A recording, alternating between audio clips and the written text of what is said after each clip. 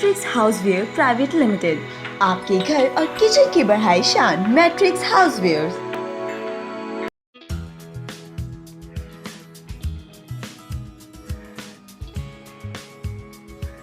Classic looks, traditional appearance,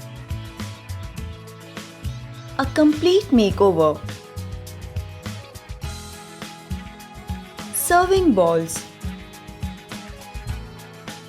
durable. Matrix houseware private limited, आपके घर और किचन की बढ़ाई शान। Matrix houseware. परम पूज्य संस्कार प्रणेता ज्ञान योगी मुनि श्री 108 सौरभ सागर जी महाराज की श्रीमुख से मंगल प्रवचन।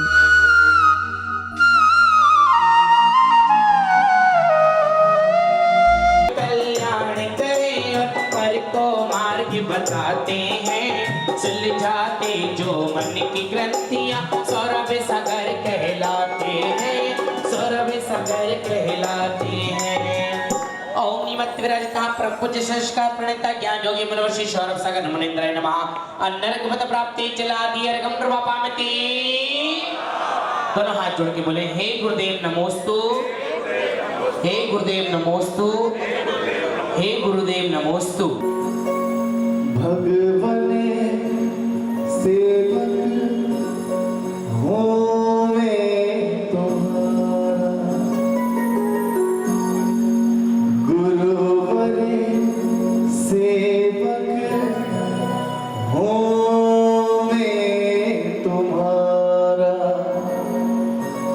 कभी न कभी तो मिलन होगा, कभी न कभी तो मिलन होगा तुमसे हमारा। भगवान सेवक हूँ मैं तुम्हारा, भगवान सेवक हूँ मैं तुम्हारा। कभी न कभी तो मिलन होगा, कभी न कभी तो मिलन होगा तुमसे हमारा। भगवान सेवक हूँ मैं तुम्हारा, भगवान सेवक हूँ मैं तुम्हारा।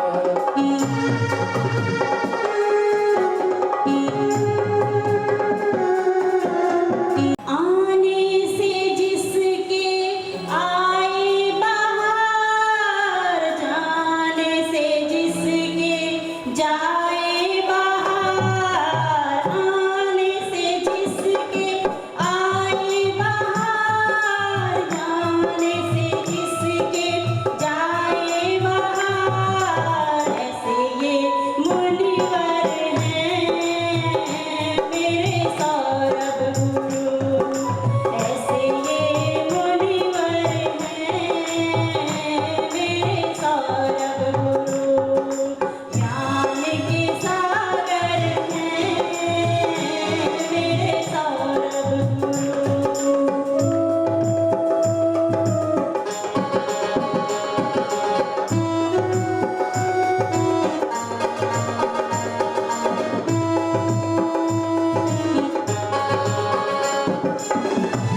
हाथ में कमंडल, पीछे लेकर गुरु मेरे चलते।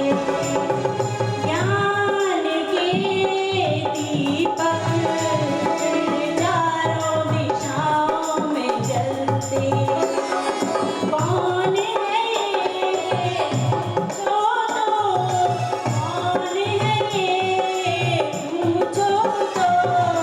सौरभ सागर जी हैं दिगंबर गुरु, सौरभ सागर जी हैं दिगंबर गुरु।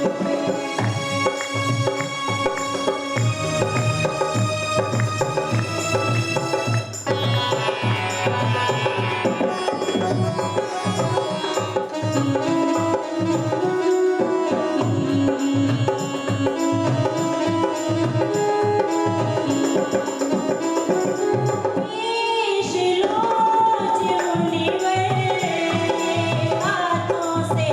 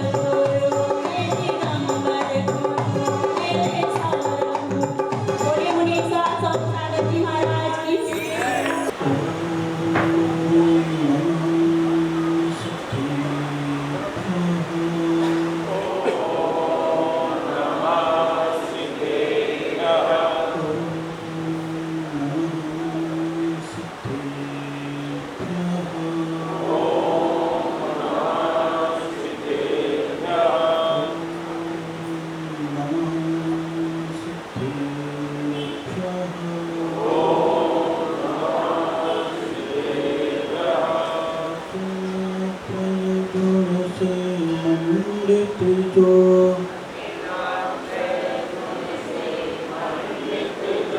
कर्म रहित भगवान कहिए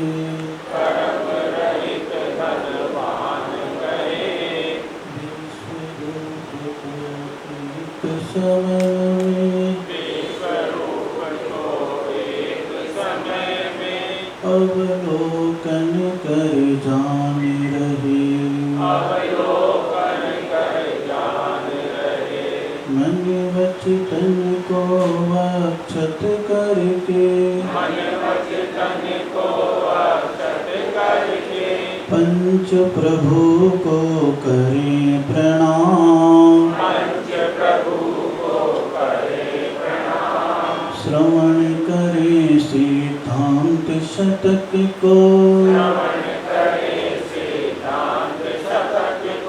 हरने को अपनाय ज्ञान बलि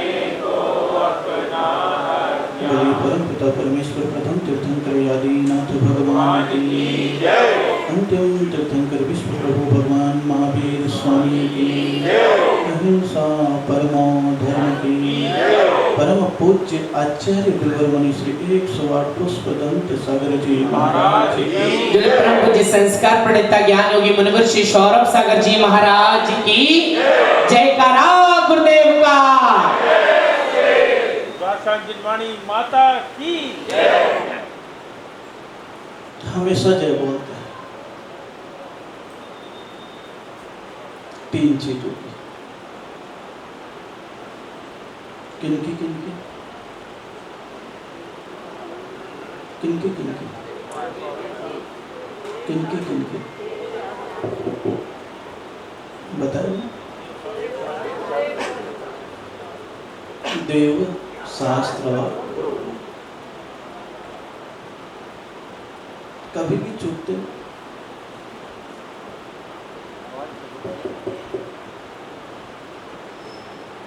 अच्छा इस लड़का बदल गया हाँ इसलिए जो इसे पूरा कर ओ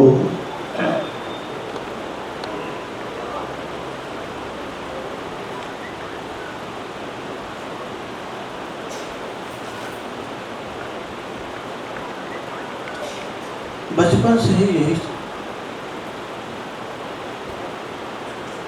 ओम और कर दे ओम बचपन से ही हमें यही सिखाया जाता है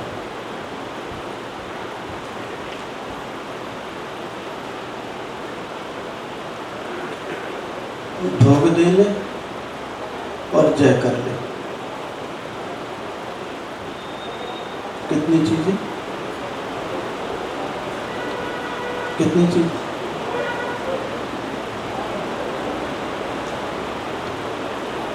पूरे बंद कर दिया ओम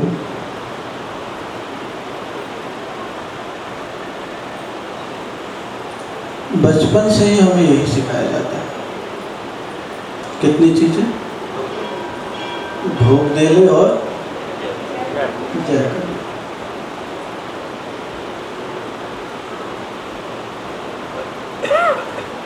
संबंध तो होगा कोई ना कोई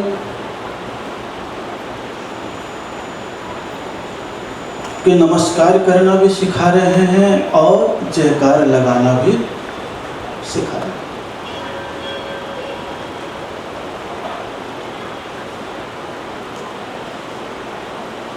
और ऐसा नहीं है कि आप परिवार में अपने से बड़ों के सम्मान के लिए ये चीज सिखाते हैं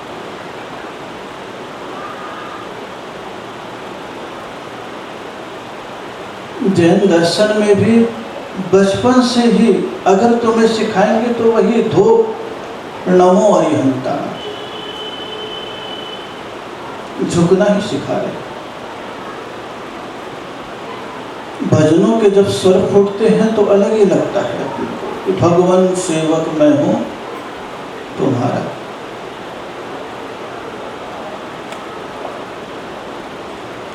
क्योंकि इसके बिना आपकी गाड़ी चलने वाली नहीं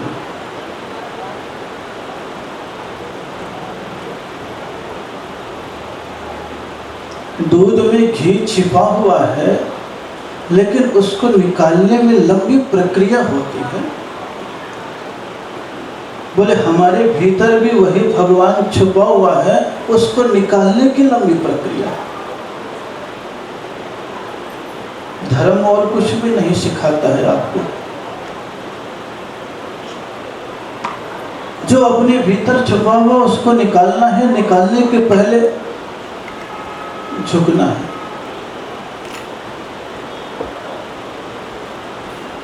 और जिसको जिस रूप में निकालना है भीतर से, उस रूप में झुकने की प्रक्रिया है।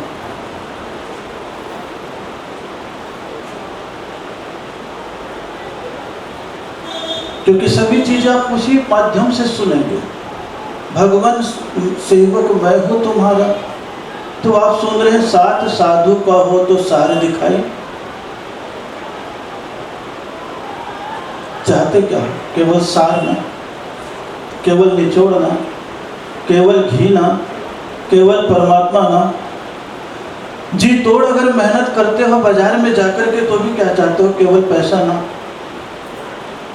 सारी झंझटों से बच करके तुम अगर आगे बढ़ते हो, परिवार बसाते हो, शादी किस लिए? केवल सुख के लिए ना। तो बोले सार उसका हर चीज का है, लेकिन उस सारे की प्रक्रिया जो प्रारंभ से होती है वो जीवन की लंबी हो जाती है।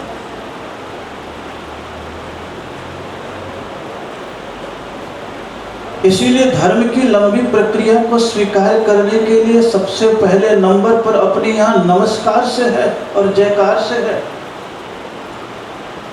क्योंकि प्रत्येक जीव को अपना जय करना है, लक्ष्य को प्राप्त करना है, लेकिन उसका शुभारंभ कहाँ से होगा? तो बोले विनम्रता से होगा।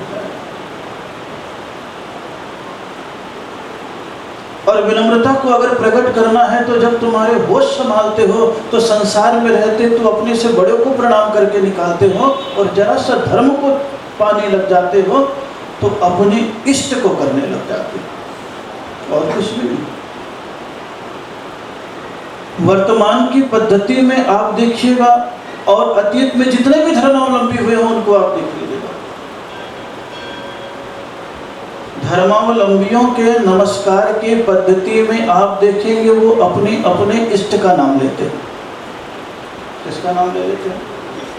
अपने अपने इष्ट का। देख लेना, अगर अपन जैनी कह देंगे कि नमस्कार करो तो किसका सहारा ले लेंगे? जय जिनेंद्र। किसको याद कर लेंगे? किसको याद कर लेंगे?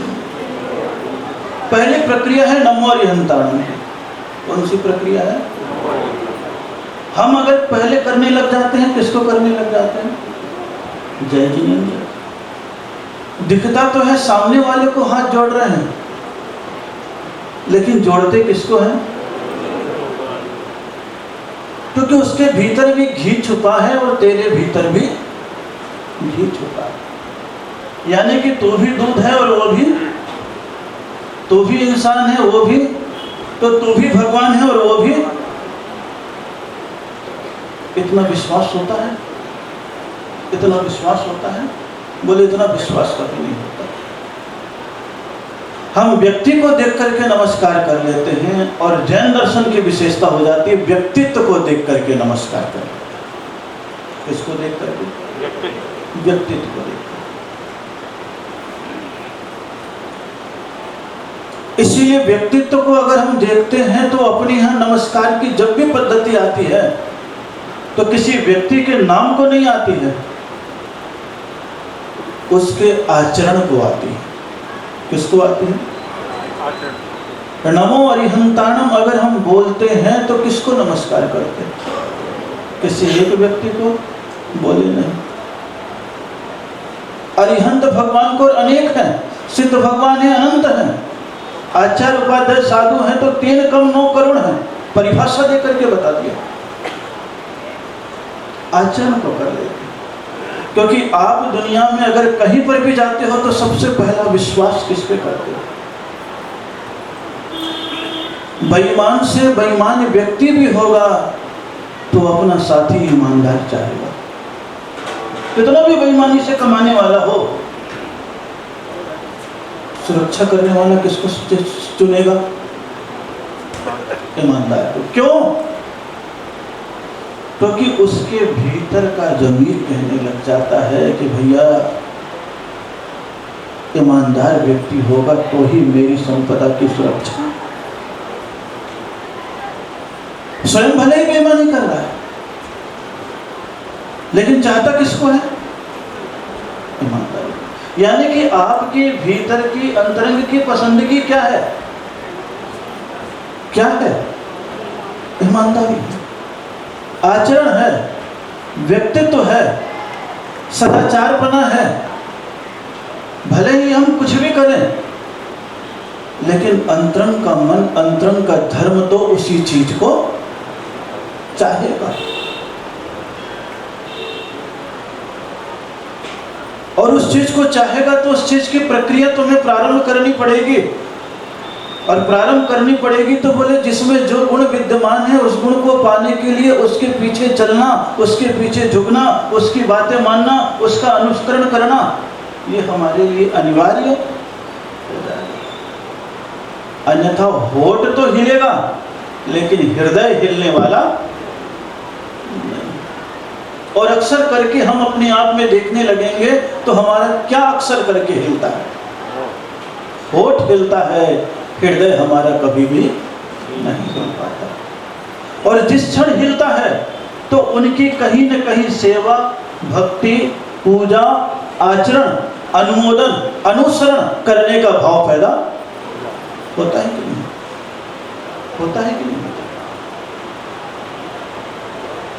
हम अपने आप को केवल धर्म के मार्ग पर चला रहे हैं, पहली प्रक्रिया से चल रहे हैं कि रत्नत्रय गुण से मंडित जो कर्म रहित भगवान कहे और विश्व रूप को एक समय में अवलोकन कर जान रहे, मन वच तन को अक्षत करके पंच प्रभु को करे प्रणाम। क्या कर रहे हैं? केवल क्या कर रहे हैं? प्रणाम। क्योंकि हमारा निर्मल प्रणाम ही हमारे भीतर के परिणाम को उजागर करेगा। किसको उजागर करेगा? सुनना। हमारे भीतर का प्रणाम ही हमारे निर्मल मन के परिणाम को उजागर, प्रणाम से ही परिणाम निकलता है। इसीलिए सेवक हूं प्रणाम, बच्चा है धो। जय तो अभी बहुत बात की बात है, बहुत बात की बात है। नमो यंत्राणम नमन है सबसे पहले नंबर पर। महसूस करोगे तो होने लगेगा। और सारे धर्म ने भगवान का नाम लिया है, ये ख्याल कर लेना। आप अगर हिंदू में चले जाओगे जय श्री राम बोल देंगे, राम राम साहब बोल देंगे, अपने इष्ट का नाम ले लेंगे। सिखों में चले जाओगे सत श्री अकाल बोल करके वो प्रणाम कर लेंगे, अपने अकाल को प्रणाम, नाम लेंगे कहीं ना कहीं इष्ट का। मुस्लिम में चले जाओगे सलाम वालेकुम कह करके वो अपने आप को इष्ट को स्मरण करते हैं।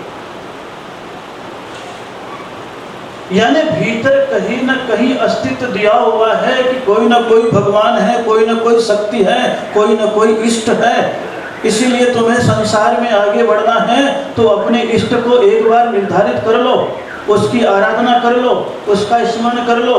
क्योंकि जब तक इष्ट का स्मरण तुम्हारा नहीं है तो तुम्हारे पूर्ण अनिष्ट को समाप्त करने वाला कोई पैदा नहीं हो सकता।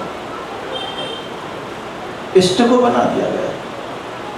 जैनियों में जाओगे तो जय जिनेन्द्र, अन्य दर्शनों में चले जाओगे सब जगह कहीं ना कहीं परमात्मा का नाम है। केवल आधुनिक पद्धति आ गई है जिसमें भगवान का स्मरण नहीं हो, वो सबसे ज्यादा प्रचलित हो गया। आप अपने आप में चले जाते हो एक दूसरे से, क्या भगवान के नाम से आपका प्रणाम नहीं निकल रहा है?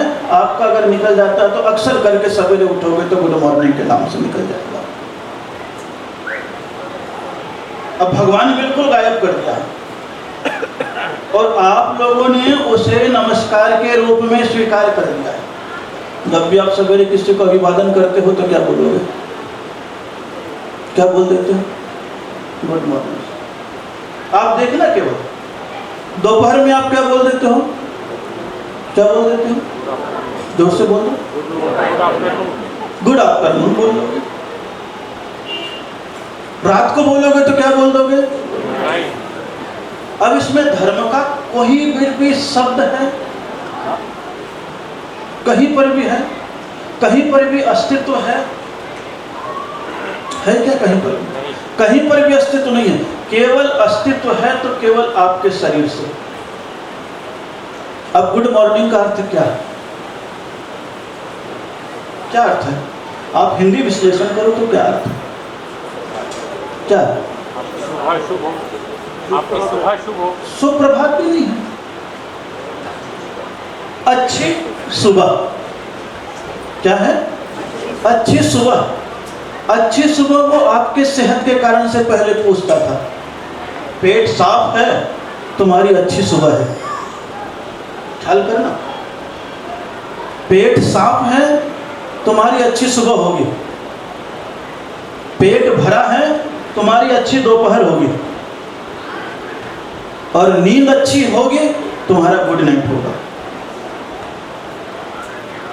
खाना, जाना, सोना, तीन केवल अच्छा बनाएगा शरीर के तल पर। किसके तल पर? किसके तल पर? और आप अक्सर करके दूसरे से पूछोगे अच्छी सुबह मतलब तुम्हारी सेहत, तुम्हारा पेट सही है तो सेहत सही है। सेहत से संबंध। पेट अगर भरा है तो तुम्हारा काम धाम अच्छा है, तो उसके बिना कुछ काम नहीं। और गुड नाइट, अच्छी नींद आ जाएगी तो समझ लो तुम ठीक ठाक हो। आदमी क्या चाहता है? आदमी क्या चाहता है? ये तो चाहता है शरीर के तल पर है, और उसे आपने प्रणाम के रूप में, अभिवादन के रूप में स्वीकार किया। लेकिन आप भारतीय संस्कृति के देखोगे तो सारी नमस्कार की पद्धति में सबने अपने अपने किसको स्वीकार कर लिया है? इष्ट को स्वीकार।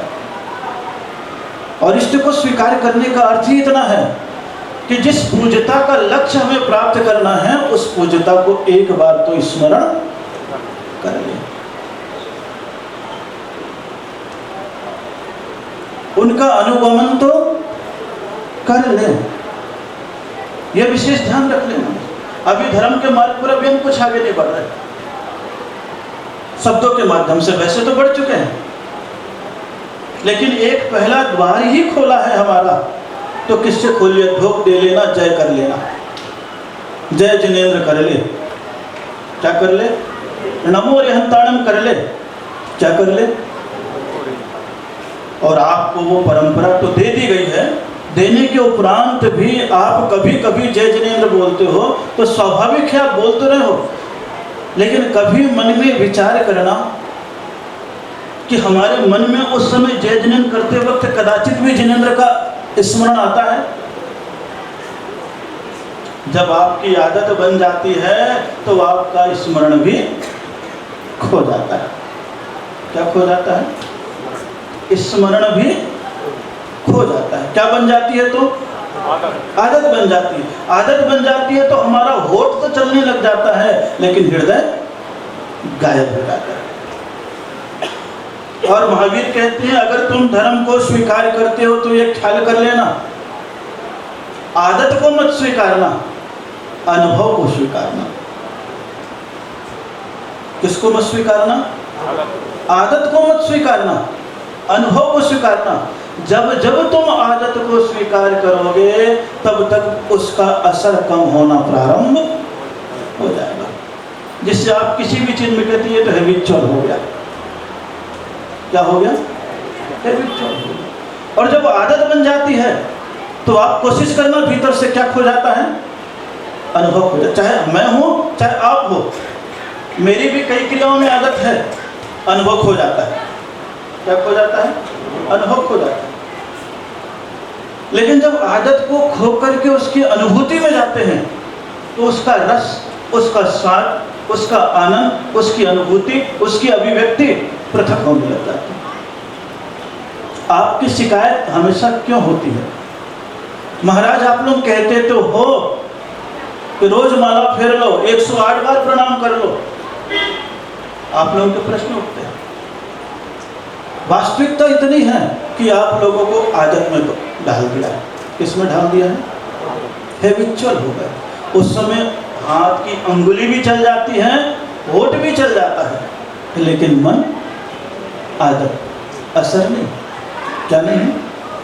और वही आप देखिएगा, कोई नया व्यक्ति है या अन्य, आप कभी कभी अजैन को भी देख लेते हैं, उसको आप मंत्र पढ़ा देते हो तो उसके शब्द अलग ही उच्चरित होने लगते। सांसारिक चीज में भी आप देख लो, किसी को पहली बार बीड़ी पिलाओ, सिगरेट पिलाओ, तो एक बार क्या होगा, खांसी आएगी, झटका मिलेगा कि नहीं मिलेगा?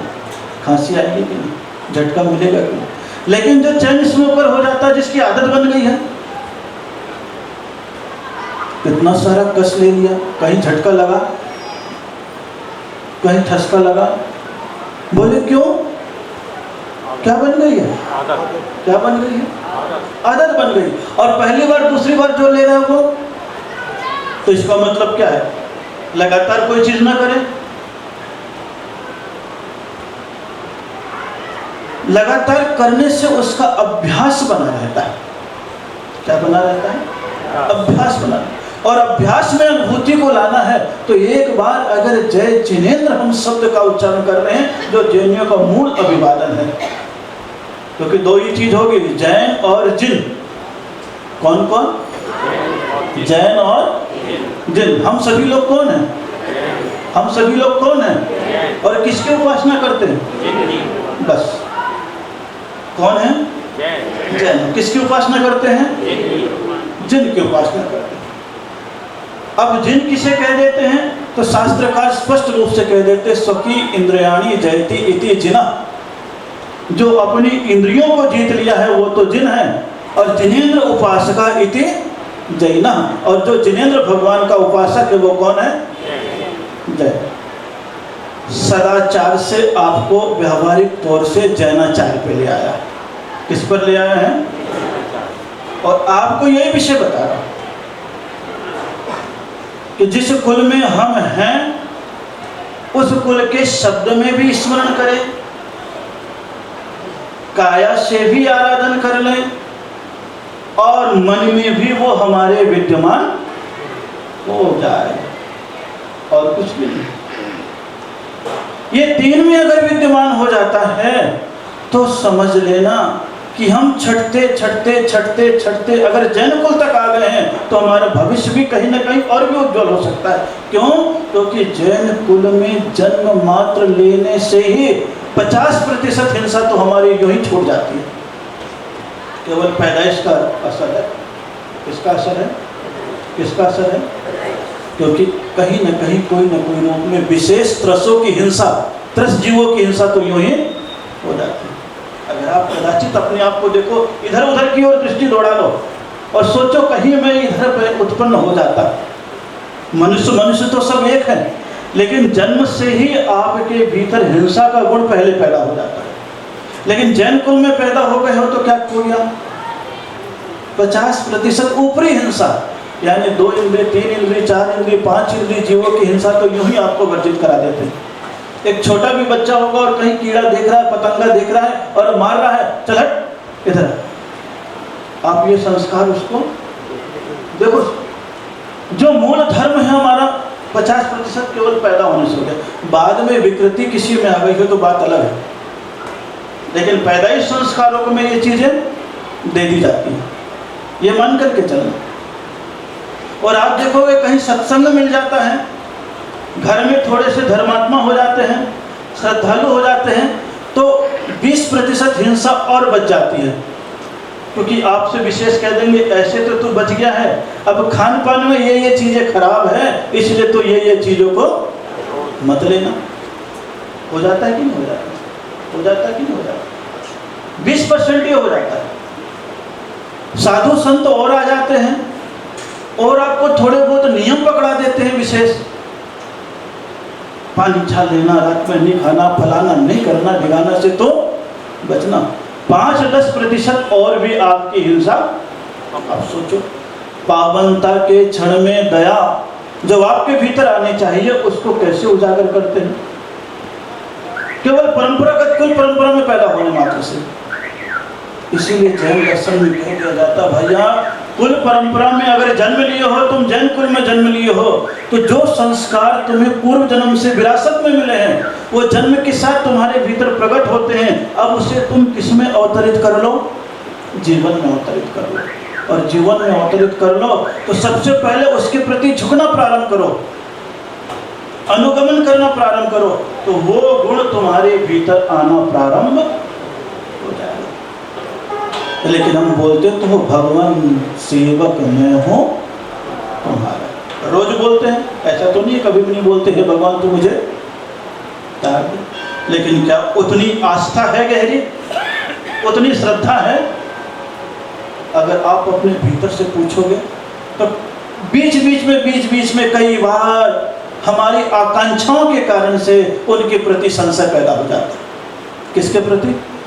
भगवान के प्रति। और किस कारण से संशय पैदा होता है? किस कारण से होता है? हमारी आकांक्षाओं के कारण से। किस कारण से होता है? कोई ना कोई हमारी तमन्ना, कोई ना कोई इच्छा होती है, उसकी पूर्ति नहीं हो पाती है तो हमारा मन अनमना हो जाता है। क्या हो जाता है? अनमना हो जाता है। कई लोगों को आप देखेंगे तो थोड़ा धर्म के मार्ग पर प्रवृत्ति करते हैं, फिर बैक हो जाते हैं। क्या हो जाते हैं? फिर पीछे हो जाते हैं। बोले क्यों? कई लोग पूछते भी ना महाराज थोड़े दिन रुचि जगी लेकिन फिर मेरा मन तो एकदम उचट गया। बोले क्यों? क्योंकि उस मार्ग पर चल करके तुम्हारी तमन्ना थी, तुम्हारी इच्छा थी, अगर मैं ऐसा कर रहा हूं तो ऐसा हो जाना चाहिए, और वो नहीं होता है तो मामला बिगड़ जाता है। लेकिन उसके लिए वो स्थिति भी चाहिए, तो वो प्रक्रिया भी चाहिए। दूध में छिपा हुआ घी है, और अगर घी को निकालना है तो तुम्हें सबसे पहले उसके पानी को उड़ाना तो पड़ेगा। पानी नहीं उड़ा रहे हो तो कम से कम मलाई तो जमानी पड़ेगी। मलाई भी नहीं जमा रहे हो तो कम से कम दही बना करके ओढ़ना तो उसे पड़ेगा ही पड़ेगा। ये जो बाहर की प्रक्रिया है, उस प्रक्रिया से हमारी घबराहट होने लग जाती है, तो मन भी कभी भाग जाता है। धर्म तो हमारे पास रहता है लेकिन चेतना नहीं रहती। अब आप अपने आप पर विश्वास करेंगे तो भगवान पर आस्था बहुत दूर हो जाती है। कभी सोचोगे तो आपकी आस्था की गहराई कभी कभी आप देखिएगा, आंख बंद करके विश्वास कर लेते हो। आपकी आस्था, आपकी श्रद्धा, आपका विश्वास आप देखोगे तो एक नाई पे हो जाती है। किस पे हो जाती है? एक नाई पे हो जाती है। आपको मालूम है उसके हाथ में चाकू है, छुरा है, उसके उपरांत भी आंख बंद करके पूरी की पूरी गर्दन सौंप देते हो। सौंपते हो कि नहीं सौंपते? कितनी गहरी आस्था उसके प्रति, कितना गहरा विश्वास है। छुरा लिया हुआ है और ऊपर से आपसे पैसा भी ले रहा है। क्या ले रहा है?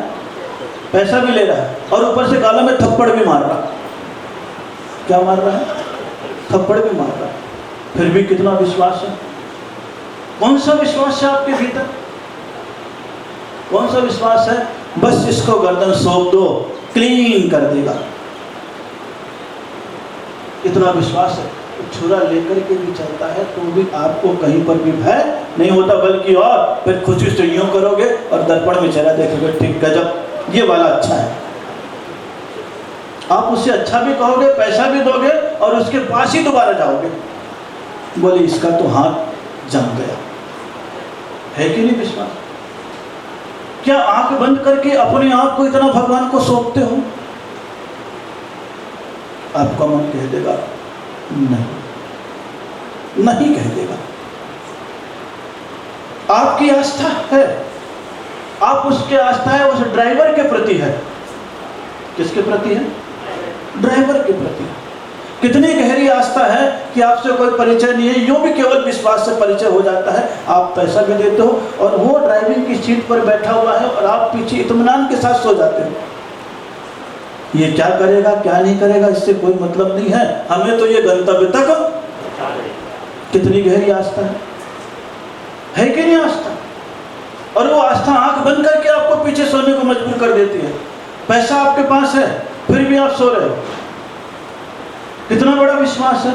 क्या इतनी गहरी आस्था के साथ, जितनी आस्था के साथ ड्राइवर के चरणों में आप अपने आप को सौंप देते हो, उतना भगवान को सौंप पाते हो कि जहां ले जा रहा है, जैसे ले जा रहा है हम चले चले। हमारी आंख खुली है तो प्रकृति का नज़ारा देखें, और अगर आंख बंद है तो इत्मीनान के साथ अपने गंतव्य की ओर बढ़ते चले जाएं। आपका मन कहने लग जाएगा महाराज नहीं, धर्म केवल अभी आस्था की गहराई में पहुंचा रहा है। किसकी गहराई में पहुंचा रहा है? आस्था की गहराई में पहुंचा रहा है। परीक्षण सारे कर लेगा, सोचोगे तो आपको महसूस होने लगेगा। आपकी आस्था और विश्वास दर्जी के प्रति हो जाती है, डॉक्टर के प्रति हो जाती है कि एक बार बोल देता है ये बीमारी है, तो मैं ऑपरेशन थिएटर पे ले जाता है, अंदर चीरा फाड़ी भी करता है, फिर भी आप खुश होते हो, भयभीत होते हो तकलीफ से, लेकिन ठीक हो जाऊंगा इस उम्मीद में क्या होते हो आप? खुश होते हो। कभी धर्म के प्रति ऐसा आता है, क्योंकि आपको मालूम है सार निकलेगा, बाद में निकलेगा क्या? बाद में निकलेगा आचरण, इतना विश्वास होता है। भीतर से गहराई से पूछोगे तो बिल्कुल भी नहीं होता। और जिस क्षण होने लग जाता है तो प्रक्रिया आपके भीतर की बदलना प्रारंभ हो जाती है। धर्म की प्रक्रिया बिल्कुल अलग हो जाती है। तो यहाँ तो केवल प्रारंभ कर रहे हैं तुम्हारे विश्वास को जागृत करने के लिए कि तुम्हारी आस्था दर्जी पे है, नाई पे है, डॉक्टर पे है। सौंप दिया कपड़ा नया का नया, 100 रुपये मीटर, 500 रुपये मीटर का भी है, और तुम्हारे सामने भी वो काट रहा है, लेकिन तुम्हें कोई भी बेचैनी, क्योंकि तुम्हें विश्वास है ये अगर काटेगा भी तो मेरे नाप का ही कपड़ा बनाएगा, अन्य किसी के नाप का बनाने वाला। हमें कोई अपनी चीज सौंपते हो, कोई कटिंग छटिंग होती है, कैसा मन हो जाता है। केवल बैठ करके सोचना करो। इसीलिए गहराई से कह दिया है कि तुम्हारा प्रणाम ही परिणाम निकालता है। कौन क्या निकालता है? तुम्हारा प्रणाम ही परिणाम निकालता है, और तुम्हारे प्रणाम की प्रक्रिया ही परिणाम को दिखाने लग जाती है। अपने मन से कभी पूछोगे, श्रद्धा की पहला चरण है नमस्कार। तो करते हो आप रोज, हमेशा करोगे, लेकिन आप कभी कभी महसूस कर लोगे तो विचारों में अंतर हो जाता है। किस में अंतर हो जाता है? विचारों में अंतर हो जाता है। स्वाभाविक रूप से आप देख लोगे तो महसूस होने लगेगा कि नमस्कार कभी कभी हम भय से भी कर लेते हैं, कभी कभी प्रलोभन से भी कर लेते हैं, कभी कभी पिंडा छुड़ाने के लिए भी कर लेते हैं, कभी कभी वस्तु को प्राप्त करने के लिए भी कर लेते हैं, और कभी कभी इसका दिमाग ठंडा रहे इसलिए भी। आप सोचोगे, यहां तो अभी पंच परमेष्ठ को बता रहे हैं, लेकिन आप अपनी दुनियादारी में भी सोच लेना। अभी केवल पहली प्रक्रिया है, नमस्कार की पद्धति तो बात अलग है। केवल प्रक्रिया में हम अभी चल रहे हैं।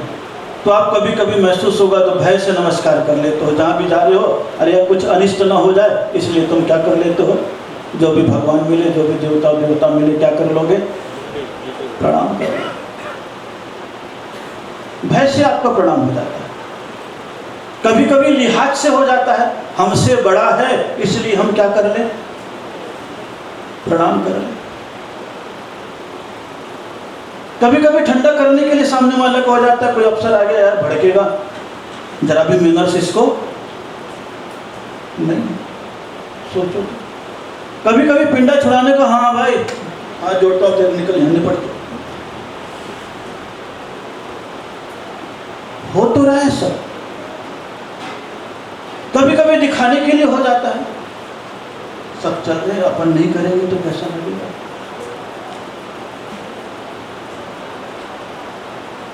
पूछोगे अपने मन से तो आपके मन अपने आप ही बोलने लगेगा कि मैं अगर ये क्रिया कर रहा हूं तो किस लिए कर रहा हूं। और जैन दर्शन बता देता है आपको, मन वचन को अक्षत करके, अक्षत बना करके अगर करना तो कौन से गुण प्राप्त करने के लिए कर लेना? बोले बंदे तदगुण बस। इतनी सी प्रक्रिया में पूरा शास्त्र लिख दिया। अभी तो ढोक केवल दे रहे हैं। बच्चों को भी आप कहते हो मैंने क्या दे लो? ढोक दे लो। क्या दे लो? ढोक दे लो। इसलिए ढोक देने का क्रम है जो अपने आप को बदलने के लिए। और सबसे पहली प्रक्रिया हर ग्रंथ में, हर क्रिया में प्रणामम क्या हो जाएगा? नमन क्या हो जाएगा? नमन के रूप में हो जाएगा। अब नमन शब्द ही उल्टा सीधा एक समान है। कैसा है? उल्टा सीधा, इधर से पढ़ोगे तो भी नमन है और इधर से पढ़ोगे तो भी। निर्मल परिणति भीतर से होगी तो तुम उल्टा नमस्कार करो चाहे सीधा नमस्कार करो, कोई फर्क पड़ने वाला। और विचारों की श्रृंखला अगर गड़बड़ होगी तो सीधी भी करोगे तो उल्टा दांव में पड़ जाता है। प्रणाम को तो माना गया है बीज और धरती। बीज धरती पर चाहे उल्टे डालो चाहे सीधे डालो, अगर धरती पर सही ढंग से डाला है तो पेड़ कहाँ होगा? ऊपर की। निर्मल श्रद्धा से उल्टा जीवन हो, उल्टी क्रिया हो, सीधी प्रक्रिया हो, कोई फर्क पड़ने वाला निर्मल होना चाहिए।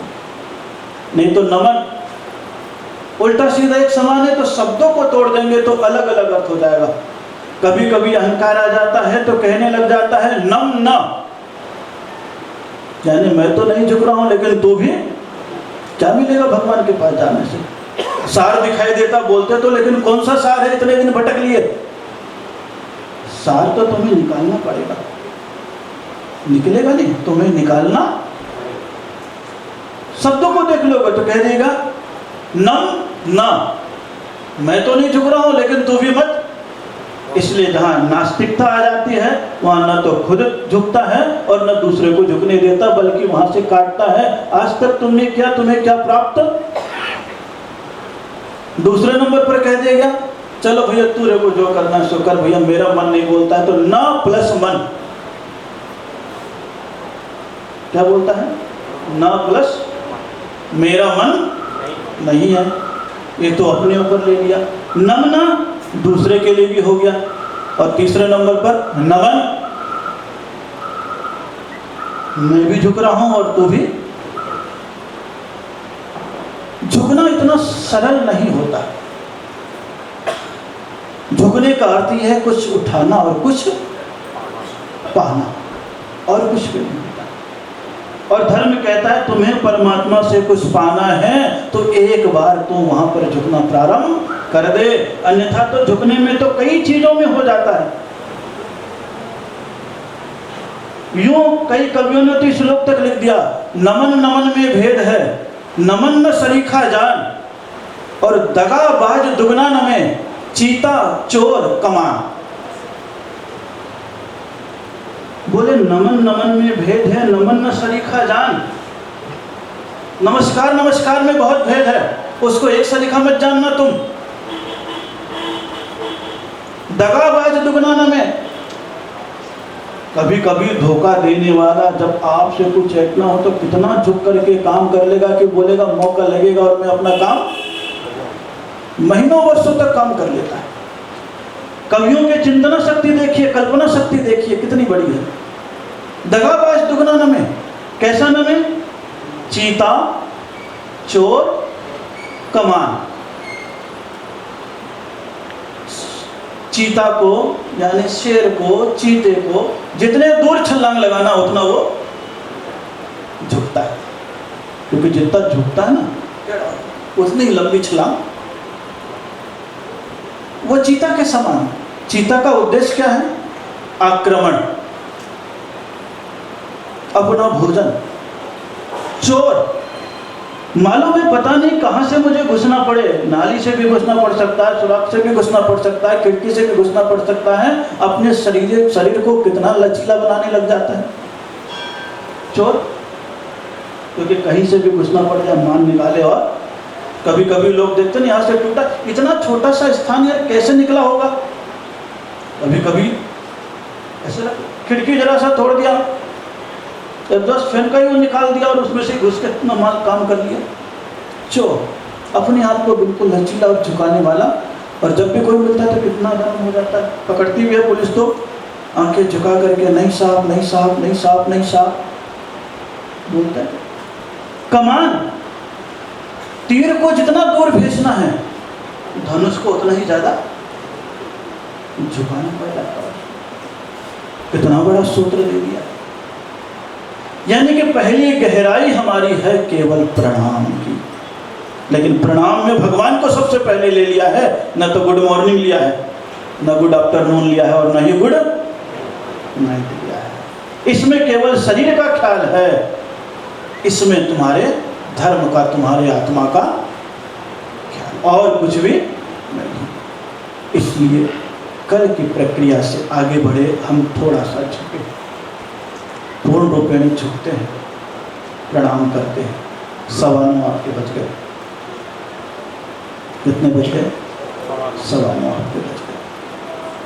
प्रणाम केवल हम झुकते हैं। सबसे पहले हम यही सोचे रहो, हम अपने आप को लचीला बनाने की चेष्टा करें, लेकिन किसी स्वार्थ से नहीं, किसी को मिटाने के लिए नहीं, किसी को निपटाने के लिए नहीं, अपने आप को बदलने के लिए। किसके लिए?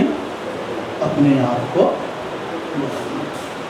और जब अपने आप को बदलने के लिए हम झुकने लगते हैं तो हमारा वह झुकाव हमें धर्म से जोड़ देता है, और धर्म से जोड़ता है तो हम इधर संत के और भगवंत के अंगूठे तक पहुंचते हैं, तो उनका हाथ और अंगूठा हमारे सर तक भी पहुंच जाता है। तो दोनों का एक सर्कुलेशन बन जाता है। कहते हैं नख से सिर तक का, कि तुम्हारा मस्तक नख में है, गुरु का हाथ सिर पे है, तो पाँव से लेकर के सिर तक, सिर से लेकर के पाँव तक, फिर दोनों का क्या बन गया? सर्कुलेशन तुम्हारे विनम्रता का और उनके आशीष का।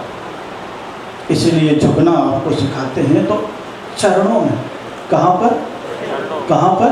चरणों में। हाथों से। आप चरण को छूते हो और वो हाथ से दे रहा है, और शरीर की सारी ऊर्जा, सारी शक्ति आपके हाथ और पाँव में। एक तो प्रेशर करने वाला आपके पाँव में सारे शरीर को ट्रीटमेंट कर लेगा, और आपके हाथ से कर लेगा। आप पाँव को छू करके कर रहे हो, वो हाथ से कर रहा है। वो पाँव चल रहे हैं सन, और तुम हाथ से सारा काम संग्रहित ऊर्जा हो। इसलिए अपने जीवन में आज का तो केवल कुछ भी नहीं, प्रणाम हमारे परिणाम को दिखला देता है, चतला देता है। इसलिए हम सभी लोग मन वचन काय को अक्षत करके पंच प्रभु को प्रणाम करें। नमः त्रियोग संभाल के, तीनों योगों को संभाल के करें। सम्यक प्रणम में जिन पाद युगम, सम्यक रूप से हम प्रणाम करें कि हमें जैन कुल मिल गया है, सत्संग मिल गया है, वर्षा योग मिल गया है, देव शास्त्र को तीनों एक साथ मिल गए हैं। थोड़ा हमारे पास समय है, थोड़ी हमारे पास समझ है। हे प्रभु, जन्म से 50% हिंसाएं पाप छूट गई है। अब हम थोड़े से अपने जीवन को बदलने के लिए, और भी जो हमारे मन में उताल तरंगे मार रही है सांसारिक कामनाओं की, आकांक्षाओं की, कसायों की, हम पूर्ण रूपेण शांत तो नहीं कर सकते हैं, लेकिन थोड़ा उसे कम करने की चेष्टा तो, बस यही हमारे जीवन का परिवर्तन है, यही हमारे जीवन का लाभ है, और यही हमारे जीवन का उद्देश्य है। और उसी उद्देश्य को प्राप्त करने के लिए हम निरंतर उपदेश सुनते हैं। उठे, जागे और मंगल आचरण के रूप में प्रणाम को स्वीकार करते हुए आज ही नहीं, जिंदगी की अंतिम क्षण तक उस प्रभु के चरण में हमारा हृदय झुका रहे। जैसे आप मंदिर में जाकर के रोज कहते हो, तव पादो मम हृदय तव पदद्वे लीनम, यही कहते हो ना, कि आपके चरण मेरे हृदय में रहे और मेरा हृदय आपके चरणों में रहे। बस इसी कामना के साथ हम आपके चरणों में उपस्थित हो चुके हैं। इसी पुनित भावनाओं के साथ शेष चर्चा फिर कभी। ओम नमः। माता तू दया करके कर्मों से छुड़ा देना, इतनी सी विनय तुमसे चरणों में जगा देना। माता तू दया करके कर्मों से छुड़ा देना, इतनी सी विनय तुमसे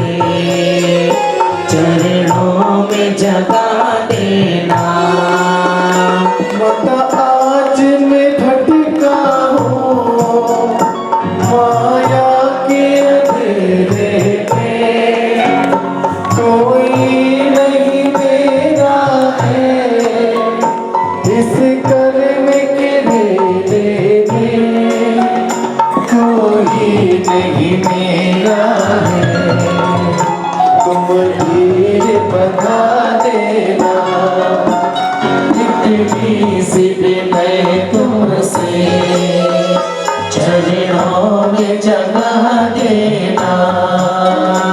माता तू दया करके कर्मों से छुड़ा देना।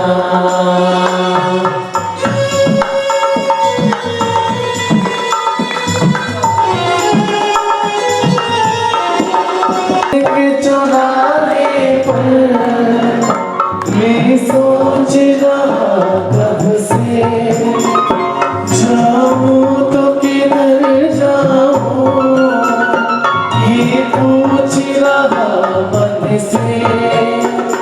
पथ भूल गया हूँ मैं, तुम धीर बता देना, इतनी सी विनय तुमसे चरणों में जगा देना।